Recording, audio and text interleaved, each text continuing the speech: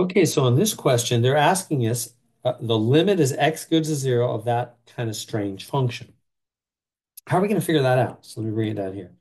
Limit as x goes to zero of 9 to the x minus 1 over x. So how do we actually make this happen? Well, we have to um, try plugging in some values.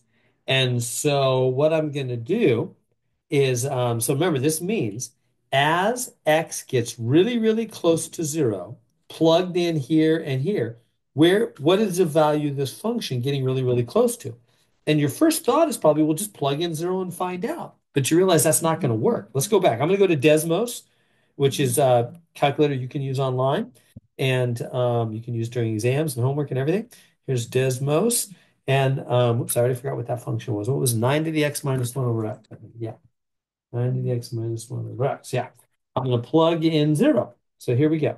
I'm going to go 9. Oh, I need the fraction button here first. So here we go. So 9 to the power, and I'm going to plug in that 0. 0, and then minus 1 over 0. Look at that, undefined. You see that? Let me go back and show you what just happened. We go back to the problem. So if you plug in 0, you're going to get 9 to the 0 minus 1 over 0. This is undefined. Why is it undefined? Because you can't divide by 0. You can't divide anything. You might wonder, well, why can't you divide by 0? Think about division for a second. What is 10 divided by 2? Well, it's 5. Yeah. Why? Because 2 goes into 10 5 times. That's what division means, right? How much does the bottom thing go into the top thing? So then by the same logic, what is 10 over 0? How many times does 0 go into 10? Infinity, right? 0 goes into 10 forever and ever and ever and ever. Never fills it up. That's why it's undefined. That's why you can't divide by 0. Now you might wonder, can we have 0 on the top? Yeah, you can have 0 on the top. 0 over 10 would just be 0. Why? Because how many times does 10 go into 0? No times at all. It doesn't fit in even once. That's different than how many times does 0 go into 10? That goes in forever. So we can have 0 on the top of a fraction. No big deal. That's just 0.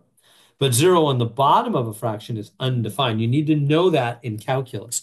Make sure you know that like you know the back of your hand.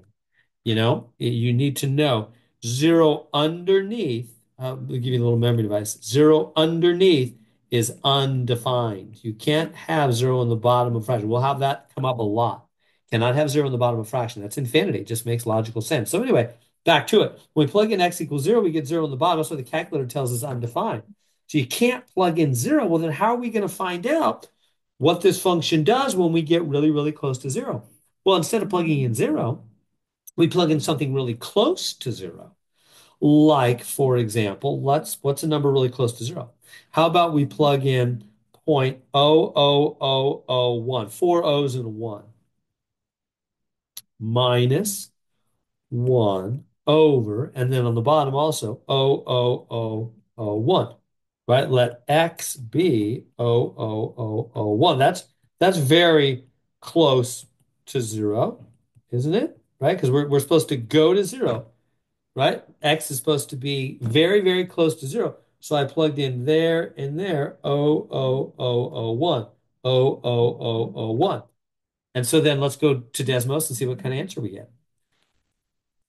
So going to Desmos, excuse me, come up to that 0 on the top.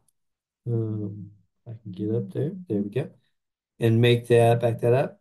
Point one, two, three, four zeros and a 1. Now you might wonder, why'd you do 4? Whatever. You could do 5, 0, 6, 0, 7. It doesn't matter. Just pick a number really close to 0. So, a bunch of zeros and a 1. There we go. Look what I got. 2.197, 2.1972. See that right there on Desmos? Can you see that okay? 2.1972, blah, blah, blah, blah, blah, blah. That means as x is a number plugged in very close to 0, the function becomes a number very close to 2.1972. Let's go back to it. 2.1972. And that, in fact, that's the answer they want right there. They just said 3 decimals, so that's good enough. Now you might want to say, how'd you come up with this? Because that's a number very close to 0.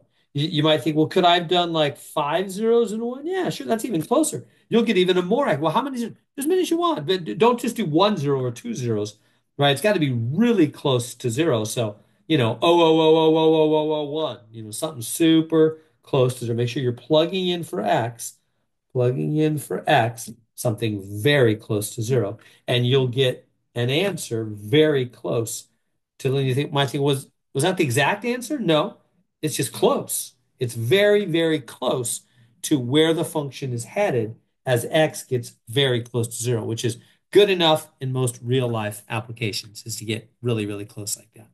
So there we go.